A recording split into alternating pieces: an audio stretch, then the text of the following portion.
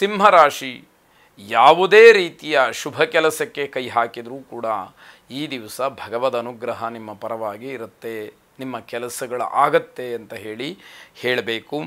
ನಿಮ್ಮ ಪ್ರತಿಭೆಗೆ ಗೌರವ ಪುರಸ್ಕಾರಗಳು ಸಿಗ್ತಕ್ಕಂತಹ ದಿವಸ.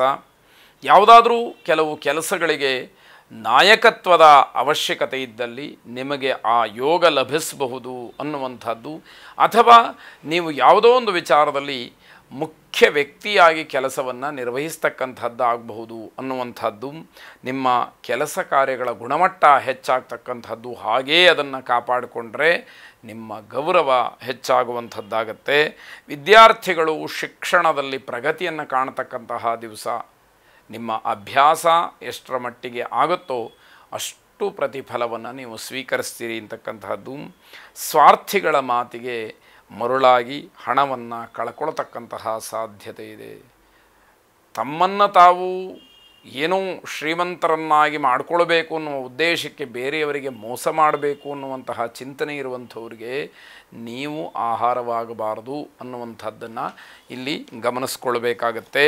ವೀರಾಂಜನೇಯ ಸ್ವಾಮಿಯನ್ನು ಪ್ರಾರ್ಥನೆ ಮಾಡಿ, ಅಸಾಧ್ಯ ಸಾಧಕ ಸ್ವಾಮಿನ್ ಅಸಾಧ್ಯಂ ತವ ಕಿಂ ವದ ರಾಮದೂತ ಕೃಪಾ ಸಿಂಧೋ ಮತ್ಕಾರ್ಯಂ ಸಾಧಯ ಪ್ರಭೋ ಎಂಬ ಪ್ರಾರ್ಥನೆ ನಿಮ್ಮದಾಗಿರಲಿ. ಶುಭವಾಗಿ. ಕನ್ಯಾ ರಾಶಿ, ಆರೋಗ್ಯದಲ್ಲಿ ಸ್ವಲ್ಪ ವ್ಯತ್ಯಾಸಗಳಾಗ್ತಕ್ಕಂಥದ್ದು, ಆರೋಗ್ಯ ಸಮಸ್ಯೆ ನಿಮ್ಮನ್ನು ಕಾಡುತ್ತೆ ಅಂತ ಹೇಳಬೇಕಾಗತ್ತೆ. ಹಿಂದೆ ಸೇವಿಸಿದಂತಹ ಆಹಾರ ಅದು ಏನೋ ಒಂದು ರೀತಿಯಲ್ಲಿ ವಿಷವಾಗಿ ಪರಿವರ್ತನೆಯಾಗಿ ನಿಮಗೆ ದೈಹಿಕವಾಗಿ ತೊಂದರೆಯನ್ನು ಕೊಡ್ತಕ್ಕಂತಹದ್ದು. ಫುಡ್ ಪಾಯ್ಸನ್ ಅಂತ ಏನು ಹೇಳ್ತೀವಿ, ಆ ರೀತಿಯಲ್ಲಿ ನಿಮಗೆ ತೊಂದರೆ ಆಗುವಂಥದ್ದಾಗತ್ತೆ. ಆದರೆ ಮನೆಮದ್ದನ್ನು ನೀವು ಉಪಯೋಗ ಮಾಡಿಕೊಂಡು ಗುಣಮುಖರಾಗಬಹುದು. ಅದನ್ನು ತಿಳಿದಿರಬೇಕು, ತಿಳಿದಂಥವರಿಂದ ಪಡ್ಕೊಳ್ಬೇಕು ಅನ್ನುವಂಥದ್ದು ಮುಖ್ಯವಾಗುತ್ತೆ. ಅಗತ್ಯವಾಗಿ ಬೇರೆಲ್ಲ ಯೋಚನೆಗಳನ್ನು, ಬೇರೆಲ್ಲ ಕೆಲಸಗಳನ್ನು ಬದಿಗೊತ್ತಿ ಆರೋಗ್ಯದ ಕಡೆ ಹೆಚ್ಚು ಗಮನವನ್ನು ಕೊಡಬೇಕು, ವಿಶ್ರಾಂತಿಯನ್ನು ಮಾಡಬೇಕು ಅನ್ನುವಂಥದ್ದಾಗತ್ತೆ. ಅಗತ್ಯ ಬಿದ್ದರೆ ಮಾತ್ರ ರಕ್ತ ಪರೀಕ್ಷೆಯನ್ನು ಮಾಡಿಸ್ಕೊಳ್ಳಿ, ಸುಮ್ಮನೆ ಬೇಡ ಅನ್ನುವಂಥದ್ದಾಗತ್ತೆ. ಮೂಕಾಂಬಿಕೆಯನ್ನು ಪ್ರಾರ್ಥನೆ ಮಾಡಿ ಶಾರೀರಿಕವಾಗಿ ಇರತಕ್ಕಂತಹ ಎಲ್ಲ ರೋಗಗಳಾಗಲಿ ಅಥವಾ ಏನೋ ಅಪಸ್ಮಾರಾದಿಗಳಾಗಲಿ ದೂರವಾಗಲಿ. ಶುಭವಾಗಿ.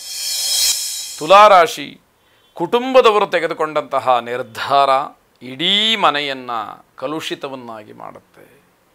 ಮನೆಯಲ್ಲಿ ಯಾರ ಮಾತು ಯಾರಿಗೆ ಸರಿ, ಯಾರ ಮಾತು ಯಾರಿಗೆ ತಪ್ಪು, ಇದರ ವಿವೇಚನೆಯೇ ಇಲ್ಲದೆ ಪ್ರತಿಯೊಬ್ಬರೂ ಕೂಡ ಅದೇ ರೀತಿಯಲ್ಲಿ ವರ್ತಿಸ್ತಕ್ಕಂಥದ್ದಾಗತ್ತೆ. ಮಾತೆಯರು ತಮ್ಮ ಆಸೆ ಆಕಾಂಕ್ಷೆಗಳನ್ನು ಮನೆಯಲ್ಲಿ ಇವತ್ತು ವ್ಯಕ್ತಪಡಿಸದೇ ಇದ್ದರೆ ಬಹಳ ಉತ್ತಮವಾದಂಥದ್ದು. ಏನೋ ಕೇಳಿ ನಿಮ್ಮ ಅಪೇಕ್ಷೆಯನ್ನು ಮುಂದಿಟ್ಟು, ಆಸೆಗಳನ್ನು ಮುಂದಿಟ್ಟು ಅವಮಾನವಾಗೋದಕ್ಕಿಂತ ಹಾಗೇ ಉಳಿತಕ್ಕಂಥದ್ದು ಬಹಳ ಒಳ್ಳೆಯದು. ಯಾವುದೇ ರೀತಿಯ ಪರಿಸ್ಥಿತಿಯನ್ನು ವಿಕೋಪಕ್ಕೆ ಹೋಗೋದಕ್ಕೆ ಅವಕಾಶ ಮಾಡಿಕೊಡಬೇಡಿ. ಅದು ಯಾವುದೇ ಇರಲಿ, ಸಣ್ಣ ವಿಷಯವೇ ಇರಲಿ ಅಥವಾ ಸಾಂಸಾರಿಕವಾದ ವಿಷಯವೇ ಇರಲಿ, ಅದರಿಂದ ಅನರ್ಥವಾಗ್ತಕ್ಕಂಥದ್ದು ಬೇಡ. ಮನೆಯವರು ತೆಗೆದುಕೊಳ್ಳುವಂತಹ ನಿರ್ಧಾರದ ಬಗ್ಗೆ ಹೆಚ್ಚು ಗಮನ ಇರಲಿ. ಯಾವ ಕ್ಷಣಕ್ಕೆ ಏನು ನಿರ್ಧಾರ ಮಾಡ್ತಾರೆ ಅನ್ನುವಂಥದ್ರ ಬಗ್ಗೆ ಗಮನ ಇರಲಿ. ಆ ಸಮಯದಲ್ಲಿ ನೀವು ಕಪ್ಪು ಬಟ್ಟೆಯನ್ನು ಧಾರಣೆ ಮಾಡಿದರೆ ಯಾವುದೋ ಒಂದು ವಿಶೇಷವಾದಂತಹ ನಿರ್ಧಾರವಾಗಬೇಕಾಗಿರುತ್ತೆ. ಅದು ನಿಮ್ಮ ಮನಸ್ಸಿಗೆ ಸಮಾಧಾನವೋ ಅಲ್ಲವೋ ಅನ್ನುವಂಥದ್ದು ಒಂದು ರೀತಿಯಲ್ಲಿ ಗೊಂದಲವಾಗುತ್ತೆ.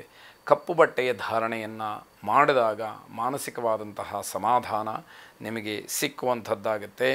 ಕೆಂಪು ಹೂವಿನಿಂದ ಕಾಳಿಕಾದೇವಿಯನ್ನು ಪ್ರಾರ್ಥನೆ ಮಾಡಿ ಸಮರ್ಪಣೆ ಮಾಡಿ. ಶುಭವಾಗಲಿ. ವೃಶ್ಚಿಕ ರಾಶಿ, ತಾಂತ್ರಿಕವಾದಂತಹ ಅಂಶಗಳು, ಯಾಂತ್ರಿಕವಾದಂತಹ ವಸ್ತುಗಳು ಇವೆಲ್ಲವನ್ನು ಮಿತವಾಗಿ ಬಳಸಿದರೆ, ಮಿತವಾಗಿದ್ದರೆ ಅದು ನಿಮಗೆ ಕ್ಷೇಮ ಅಂತ ಹೇಳಬೇಕು. ಅತಿ ಮುಖ್ಯವಾದಂತಹ ಕೆಲಸ ಬೇಜವಾಬ್ದಾರಿಯಿಂದ ಕೆಟ್ಟು ಹೋಗ್ತಕ್ಕಂತಹ ಸಾಧ್ಯತೆ ಇರುತ್ತೆ. ನಿಮ್ಮನ್ನು ನಂಬಿ ಯಾರೋ ನಿಮಗೆ ಆ ಕೆಲಸವನ್ನು ವಹಿಸಿದ್ರು ಅಂತಾದಾಗ ನಿಮ್ಮ ಬೇಜವಾಬ್ದಾರಿತನದಿಂದ ಆ ಕೆಲಸ ಹಾಳಾಗಿ ಹೋಗ್ತಕ್ಕಂಥದ್ದು. ಯಾರು ನಿಮಗೆ ಕೆಲಸವನ್ನು ವಹಿಸಿದ್ರೋ ಅವರಿಗೆ ಅವಮಾನವಾಗ್ತಕ್ಕಂಥದ್ದು, ಅವರಿಂದ ನೀವು ಕೆಟ್ಟ ಮಾತುಗಳನ್ನು ಕೇಳ್ತಕ್ಕಂಥದ್ದಾಗಬಹುದು. ನಿಮ್ಮ ಕೋಪದ ಮೇಲೆ ಸ್ವಲ್ಪ ಹಿಡಿತಾ ಇರಲಿ. ತಾಳ್ಮೆಯನ್ನು ಕಳ್ಕೊಳ್ತಕ್ಕಂತಹ ಪರಿಸ್ಥಿತಿ ಬರುತ್ತೆ. ಆ ರೀತಿ ಆದಾಗ ಆದಷ್ಟು ತಾಳ್ಮೆಯಿಂದ ಇರಬೇಕಾದಂಥದ್ದು ಮುಖ್ಯವಾಗುತ್ತೆ. ಹಿಂದೆ ಖರೀದಿ ಮಾಡಿದಂತಹ ವಸ್ತುವಿನಿಂದ ನೀವು ನಿಷ್ಠುರವಾಗ್ತಕ್ಕಂಥದ್ದಿದೆ. ಯಾರಿಗೂ ಇಲ್ಲಿವರೆಗೆ ಗುಟ್ಟನ್ನು ಬಿಟ್ಟುಕೊಳ್ಳದಲೇ ಗೌಪ್ಯವಾಗಿ ಆ ವಸ್ತುವನ್ನು ಇಟ್ಟುಕೊಂಡು ಇವತ್ತು ಅದು ಒಂದು ರೀತಿಯಲ್ಲಿ ಎಲ್ಲರಿಗೂ ತಿಳಿಯುವಂಥದ್ದಾಗಬಹುದು. ಇದರಿಂದ ನಿಷ್ಠುರವಾಗ್ತೀರಿ. ವಿಶೇಷವಾಗಿ ಈಶ್ವರ ಆರಾಧನೆಯನ್ನು ಮಾಡಿ, ಈಶ್ವರ ಲಿಂಗಕ್ಕೆ ಅರ್ಚನೆ ಮಾಡೋದಕ್ಕೆ ತುಂಬೆ ಹೂವಿನ ವ್ಯವಸ್ಥೆಯನ್ನು ಮಾಡಿ ಅಂತಕ್ಕಂಥದ್ದು ಶುಭವಾಗಿದೆ.